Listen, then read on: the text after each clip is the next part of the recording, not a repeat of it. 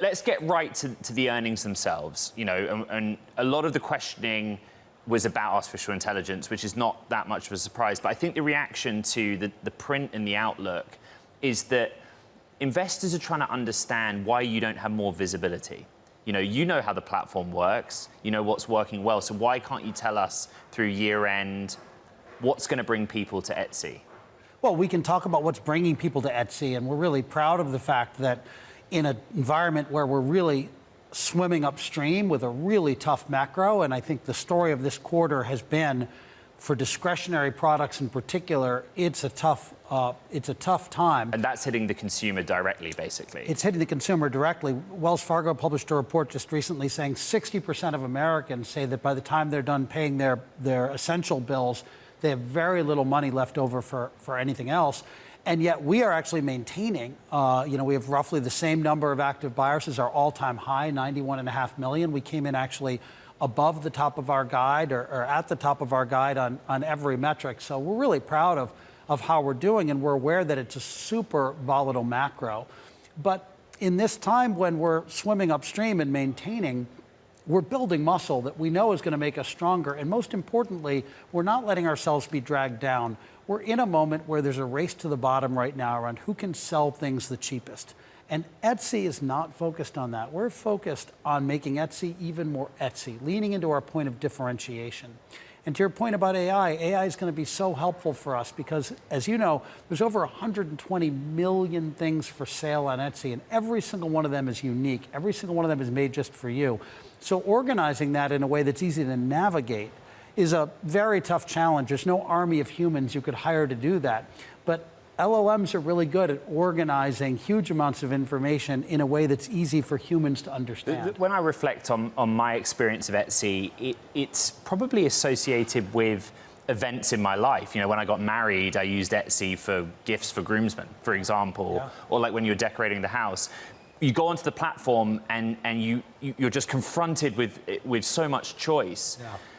So the focus of AI seems to be, okay, you know what you're looking for. It's customization, right? Yeah. How are you going to get the customer that visits to close the deal, find the thing they want, and then actually buy it? What we've done extraordinarily well over the past number of years is if you already know what you want, we're going to get you there and help you buy it really easily on Etsy. And you're going to get something special made just for you. So if you can't find it anywhere else, you come to Etsy and we for sure have it, and we delight millions of people. That's how we become the third most popular e-commerce site in America. We have an even bigger opportunity now to be a place you go to start your search. When you're just planning a wedding, we can do groomsmen gifts, we can do tablescapes, we can do the invitations. Our sellers can do everything for you. So the basic idea of I'm planning a wedding, I'm redecorating my home. I think you might be doing some home redecoration. Right. We have so much for every room in your home, helping to organize that in a way that's really easy to navigate so you don't need to already have a specific item in mind. That's our next big opportunity, and AI is going to be super helpful. So the question of this earnings season is, you've made the investment in AI, prove to me that it materializes as top-line growth. Do you have any evidence of that? Yeah, so for example, gift mode is something we launched just a couple of months ago that is really helping you to find the perfect gift for someone else, and we're using a lot of AI, LLM technologies for that, and we showed that for Mother's Day and Father's Day and graduation, we very significantly outgrew the market for those holiday occasions, and in fact, gifting grew 4% year over year, while the rest of the site actually shrank in the low single digits, and overall discretionary goods are shrinking. So we're seeing overperformance in gifting, and we think that's great evidence of the future. Josh, you've talked about Etsy's heritage, I guess, in machine learning, right? AI is not that new to you necessarily. Right. But I was speaking in the last 24 hours with Lisa Su, the CEO of AMD, a bit upstream from you in the AI supply chain. But she just said there is a talent war in AI. I think about how you are going to incentivize top engineering talent to stay with Etsy, come to Etsy, and build out what you're outlining to me. Well, as you said, we've been hiring and building out our AI infrastructure for years now.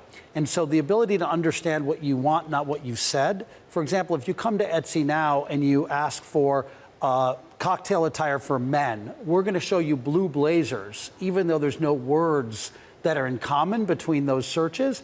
And that's because we use neural net technology, neural net translator technology, the same thing that powers LLMs. We've been doing that for a little while. How do we attract and retain great talent?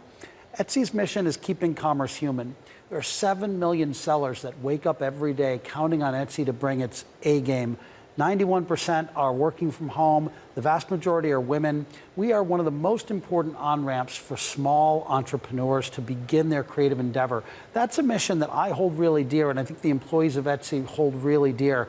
And in a place where you can go work for a lot of places where you may not be that aligned with the mission, I think the purpose of Etsy is incredibly motivating. And I think our attrition rates, by the way, are well below industry average. We've been able to hire world-class talent. And I think the culture we've built and the mission that we have is a really important part of that. Josh, I think back to November of 2021, still kind of pandemic era. We talked about how events-driven decisions on Etsy can be a driver for you, but you guys were flying. Yeah. You were a great success story of the pandemic, and frankly, the shares have been under pressure since.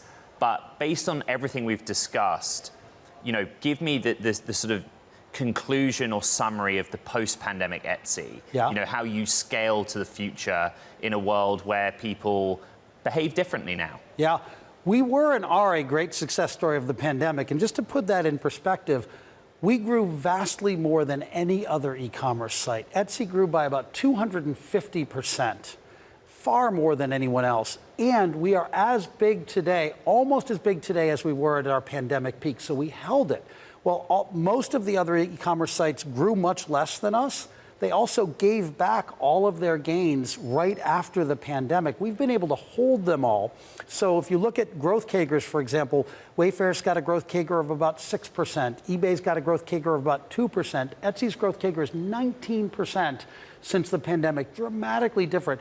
And that's because tens of millions of people came to Etsy during the pandemic when they had, frankly, very few other options. But they've come back again and again now, in spite of the macro headwinds, in spite of the fact that retail is reopened, because we offer something truly different. And that, I think, is incredibly exciting, and that's something that I think we will be rewarded with, and our focus is making Etsy even more Etsy, delighting our customers, and they'll love us when we win.